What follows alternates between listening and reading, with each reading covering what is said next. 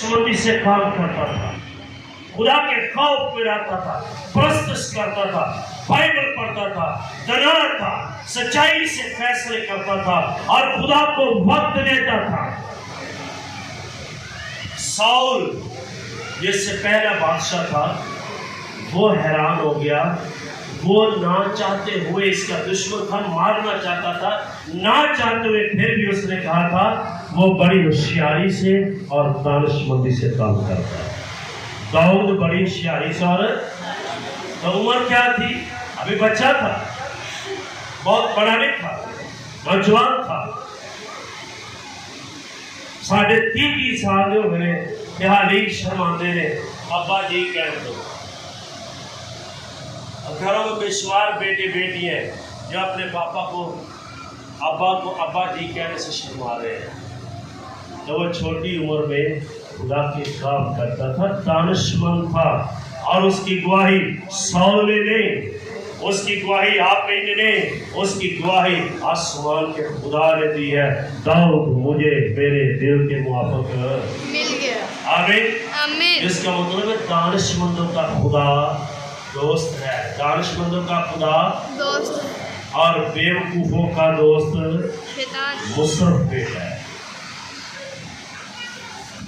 अगर हम बेवकूफ हैं तो मत घबराइए, जब बेवकूफ को होश आ जाए तो खुदा उसे भी दोबारा बहाल कर देता है कि नहीं।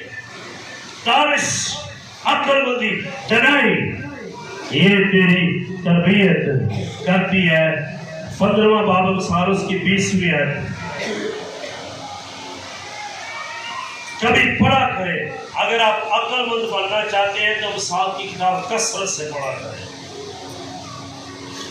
20वीं आयत,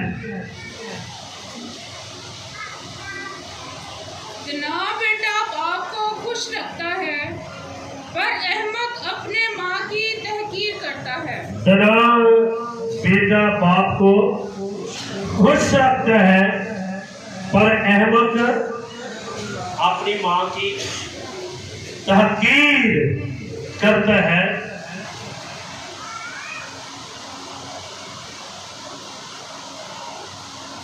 इस बात को ले, तना अपने घर में खुशी को लाता है, तना अपने घर को खुशी से नहाल करता है। और बेवकूफ, मैं कभी कभी विजिट पे जाता हूँ, नौजवान बच्चे हैं, चिट्टे कपड़े पाए होंगे ने, न बाप का डर न मां का डर, ते बाहर जाके ऐसे खड़ोते होंगे कि जो 17 मरबिया के मालक ने, ते माँ बाप को इन्ना प्रेशराइज किया है तो गल भी नहीं कर सकते। क्यों ऐसा?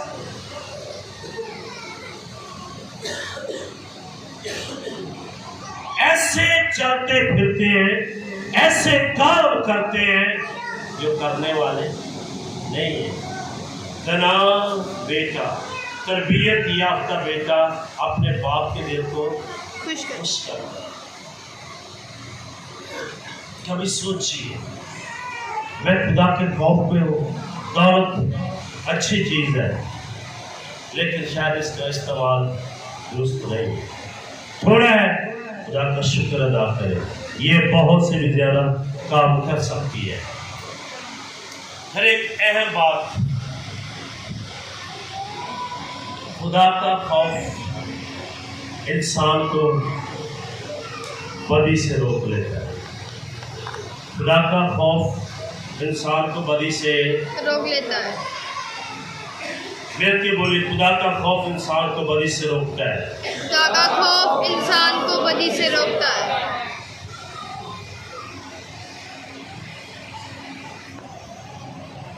कितनी अहम बात है। और आज दुनिया में सबसे ज्यादा क्या हो रहा है? बदी बदकारी हो रही है, झूठ फ्रेब चल रहा है, लेकिन खुदा का कलाम उसे रोक देता है। एक दफा एक शख्स इबादत करके उठा, बहुत लोग परहेजगार थे। उसने जब लोग इबादत के बाद मिलजुल रहे हैं, वो स्टेज पर खड़ा हो गया और उसने अपनी सीको 5 की घड़ी उठाई और ऐसे कर दी, भाइयों ये घड़ी किसकी रह गई है? सारे मुतवज्जो हो गए, ये सीको 5 है, ये किसकी घड़ी है? कोई कहने लगा ये मेरी है, कोई कहने लगा ये मेरी। उसने कहा भाई आपकी होगी, लेकिन वो लेके जाएगा जिसकी निशानी बताया। किसी ने कहा ये है, किसी ने कहा ये है, किसी की भी निशानी कंप्लीट नहीं हुई। तो जब सारे लोग कहने लगे मेरी है मेरी, तो उस भाई ने कहा भाइयों ये असल में मेरी है, ये असल में मेरी है। मैंने ये देखा लोग गीत गाते, प्रस्तुत करते, खुदा के साथ दावे करते हैं, खुदा के साथ ईमानदारी का और बड़ी अपनी चिंगाई दिखाते हैं। और मैंने अपने यहाँ से उतार कर ये कहा था ये घड़ी किस किया? आप में से बहुतों ने कहा ये मेरी है, ये आपकी नहीं है मेरी है। बताएं चर्च के अंदर, मंदिर के अंदर, मस्जिद के अंदर तुम्हारा ये हाल है तो बाहर जाके तुम क्या करते होगे? तो क्या खौफ है खुदा? खौफ ये तेरे सामने किसी का 1 करोड़ रुपया सोना पड़ा हो, चुपके से गुजर जा, तेरा खुदा उससे ज्यादा तुझे हीरो जवाहरात से और जिंदगी का ताज देगा जो कुछ छीना ही ना जाएगा। आमीन। ये है खुदा का खौफ।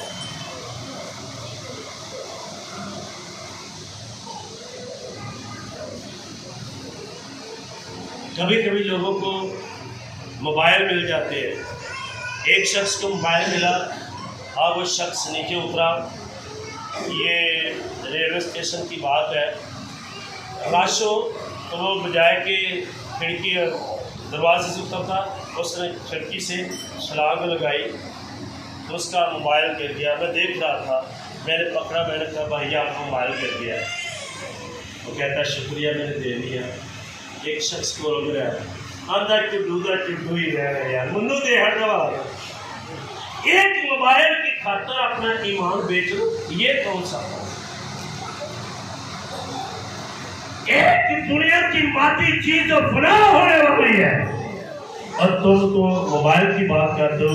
मैं तुमको कहता हूँ अपने सगे माँ बाप बहन भाइयों की खातर भी ईमान का सौदा ना करो। जो ईमान का सौदा करते हैं वो यहूदा अस्कर यूपी के भाई जो मर जाते हैं, फांसी लेते हैं, तो बचाने वाला नहीं, छुड़ाने वाला नहीं, हर की अंतड़ियां निकल जाती है। वो हेरोदेस के भाई है जो मर गया और उसकी भी अंतड़ियां निकल गई है। अपने ईमान का कभी सौदा न करो। जिंदगी और ईमान एक दफा ही होता है, इसको जाया होने से बचाए। खुदा का खौफ तेरी तरबियत करेगा। खुदा के खौफ के अंदर तरबियत। मेरे भाई, मेरी बहन, मेरी बेटी इस बात को ले कि खुदा का खौफ हमारी तरबियत करना चाहता है। जिन लोगों ने खुदा का खौफ नहीं माना, क्या हाल हुआ? अगर आप बाइबल पढ़ते हैं तो नूह के वक्त में नूह ने पुकार लोगों को कहा था ये होने वाला है, खुदा ने ये कहा, उसका हुक्म माने, उसके खौफ में आ जाए। तो लोग कहने लगे ऐ बाबा नूह पागल हो गया, ये बेवकूफ़ ये गला कर रहा है, उम्र का तकाजा है। उसको बुरा भला कहने लगे। जब खुदा का वो हुक्म पूरा हुआ, अज़ाब नाज़िल हुआ, फिर उनके कानों में, उनके नाक में, उनके मुंह में पानी, उनकी आंखों में, उनके पूरे बदन में पानी चला गया और पानी के ऊपर लाशें तैर रही हैं, कौवे ऊपर बैठ रहे हैं, परिंदे बैठ रहे हैं। फिर जब बारिश शुरू हुई तो हाथ बढ़ा रहा है, हाथ बढ़ा रहा है, नूह हमें अंदर ले ले। और खुदा ने नूह को एक बात कही थी, सारी कश्ती तू बनाएगा पर दरवाज़ा तू बंद करेगा, दरवाज़ा मैं बंद करूँगा, क्योंकि जब मैं बंद करूँगा तूफान जोरदार भी आएगा तो उसको खोल नहीं सकता। तू तो किसी रिश्तेदार को देखकर दिल तरह से भागेगा, मैं बंद करूँगा। नूह के वक्त के लोग बर्बाद हुए थे, आज भी लोग भयानक मौत मर रहे हैं, खुदा के खौफ से वो दूर है। सैमसन जो दलाला का आशिक था, वो खुदा के खौफ में होते हुए उससे बाहर निकल गया, और वो हाल हुआ जो किसी दुश्मन का भी होना नहीं चाहिए। उसकी आंखों में लोहे की जलती हुई सलाखें उन्होंने लगाई और उसके सारे हिस्से को डैमेज कर दिया। वो अंधा होकर दुश्मन की चक्की पीस रहा है, और उसके अंदर खुदा की वो पावर थी कि वो बड़ी बड़ी बिल्डिंगों को, बड़ी बड़ी फौज को, अकेला शख्स और शेर जैसे बादशाह को उसने मार गिराया। लेकिन जब खुदा के खौफ से निकल गया, बर्बाद हो गया।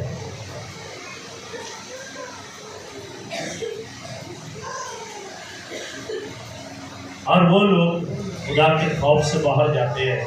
सुनिए बड़े गौर से, आखिरी बात है,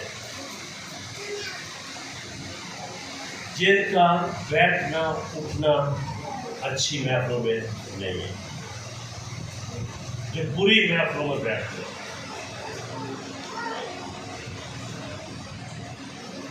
दाऊद ने अपने बेटे को सबसे पहले जो बात सिखाई थी वही था, पहला सूर कह दिया, मुबारक है वो शख्स जो शरीरों की सलाह पर नहीं चलता, उनकी राह में खड़ा नहीं होता और उनकी महफिल में नहीं बैठता।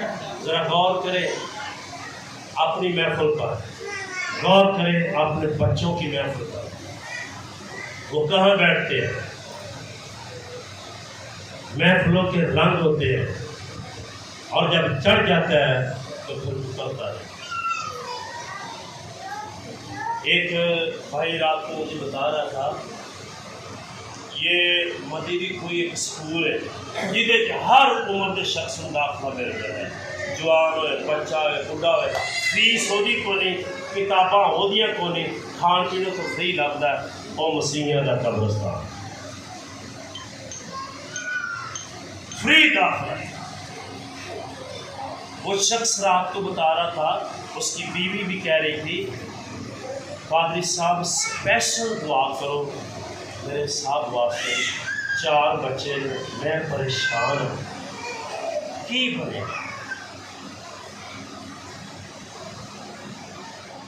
तो उसका छोटा भाई कहता है, पादरी साहब मैं रात 9:30 बजे गया हूँ और मैंने कहा कि मुझे आ जाता। आता ठीक है चल तो अगर फिर मैं रात 2 बजे गया, चादर लेकर सोया हुआ है, जेड़ा उतना गद्दी पी रहे ना, चादर में उठाया तो आते यार कुछ नहीं होता, भाई घर भेज दे बीवी बच्चे आधा गल सुन मेरी, वो 3-4 दिन हो गए अं तेन पग बन दी है नहीं, हूँ कितने जा।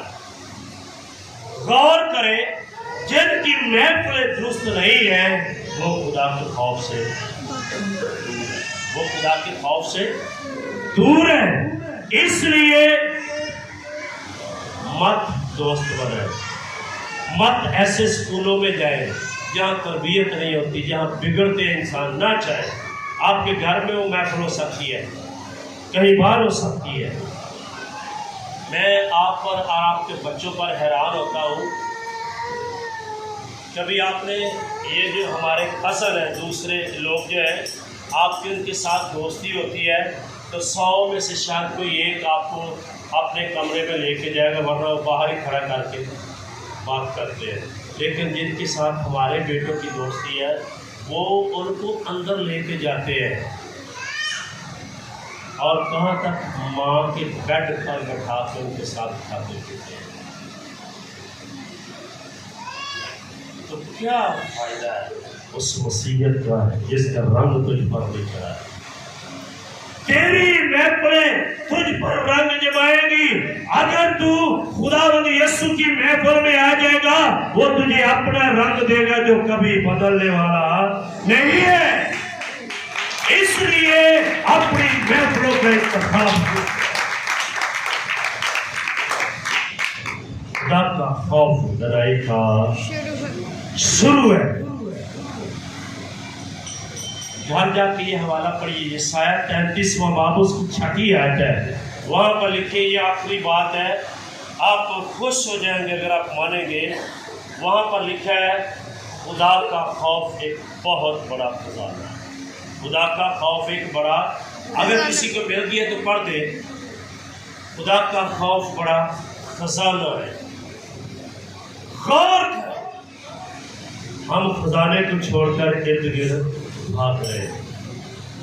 खुदा के खौफ के अंदर खजाना है, तरबियत, हिकमत, दनाई, फहम, रुपया, पैसा, जिंदगी, खुदा का तख्त, फरिश्तों का इंसाफ, ये सारी चीजें खुदा के खौफ के अंदर। मैं आज सुबह आपसे कहूँगा मेरे प्यारे भाइयों, बहनों, बच्चों, बुजुर्गों, आए खुदा के खौफ में जिंदगी बसर करना शुरू करें, क्योंकि खुदा का खौफ उम्र की दराजी देता है। खुदा आप सबको बरकत दे।